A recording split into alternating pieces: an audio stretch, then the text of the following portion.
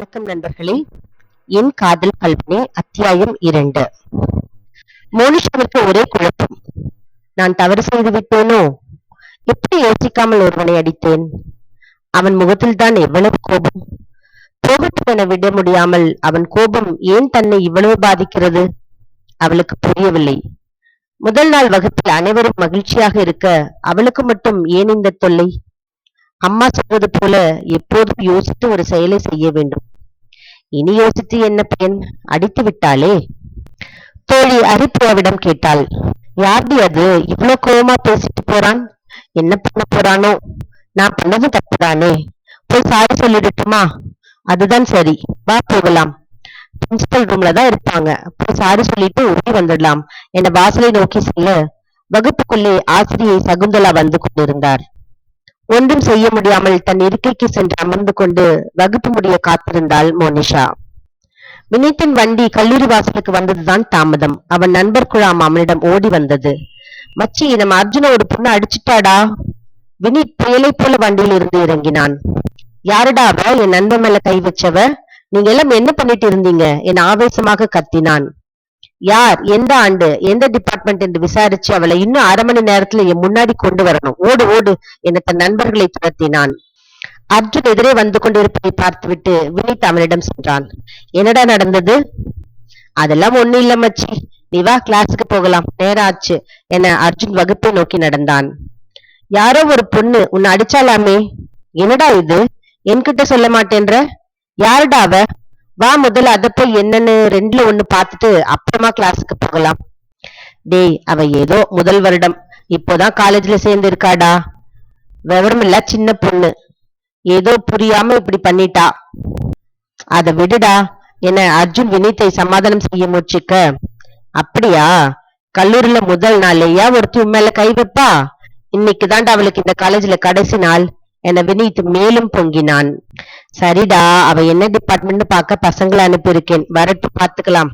அதை விட மச்சி, இன்னைக்கு உன் சிஸ்டர் காலேஜ்ல சேர வராங்கன்னு சொன்னியே, என்னடா வரலையா என அர்ஜுன் கேட்க, வந்துட்டா மச்சி. பார், இந்த டென்ஷன்ல அவளை நான் உனக்கு அறிமுகப்படுத்தவே இல்லை.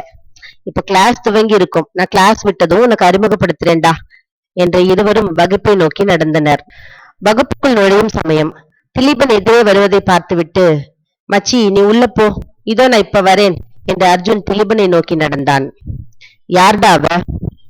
பேரு மோனிஷாவாம். எந்த டிபார்ட்மெண்ட்? கம்ப்யூட்டர் சயின்ஸ், முதல் வருடம். சரிடா, இது நீ யாருக்கிட்டையும் சொல்லாத, முக்கியமா வினீத் கிட்ட எதுவும் சொல்லாத, மத்தது நான் பாத்துக்கிறேன், சரியா என நண்பனுக்கு கட்டளை இட்டு விட்டு அர்ஜுன் வகுப்புக்கு சென்றான். வகுப்புகள் முடிந்தது. மோனிஷா தன் தோழியுடன் அர்ஜுனனை தேடி செல்லலானாள். அவர் பெயர் மட்டும்தான் தெரியும், யாரிடம் விசாரிப்பது என இருவரும் யோசித்துக் கொண்டு செல்ல, பிரின்சிபல் அறையிலிருந்து சில மாணவர்கள் வெளியே வந்தனர். மோனிஷாவை பார்த்துவிட்டு, இவதாண்டா நம்ம அர்ஜுன் மேல கை வச்சவ என சொல்லிக்கொண்டே அவள் அருகே வந்தனர். ஏய், உன் பேர் என்ன என ஒருவன் விசாரிக்க, மோனிஷா அமைதியாக நின்றாள். இங்கேயே நிக்கணும் இல்ல என அவளை மிரட்ட, இங்க பாருங்க, நான் அர்ஜுனை தான் தேடிக்கிட்டு இருக்கேன், அவர்கிட்ட என்னை கூட்டிட்டு போங்க என அவர்களிடமே கேட்டாள் மோனிஷா. வேண்டாண்டி, வா போயிடலாம், உன் அண்ணன்கிட்ட சொல்லிட்டு அவரையும் கூட்டிட்டு வரலாம் என ஹரிப்பிரியா அவள் காதில் கிசுகிசுத்தாள். இருடி, அவர்கிட்ட போய் உண்மையை சொல்லுவோம், என்ன நடந்தாலும் பாத்துக்கலாம் என மோனிஷா தைரியமாக அவர்கள் பின்னே நடந்தாள்.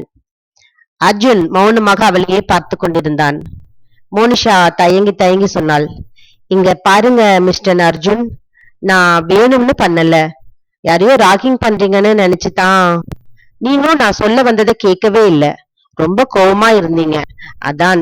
என்ன அப்போ யார் மேலனாலும் நீ கை நீட்டுவ அப்படியா என அவளை வெட்டுவது போல பார்த்தான் அர்ஜுன்.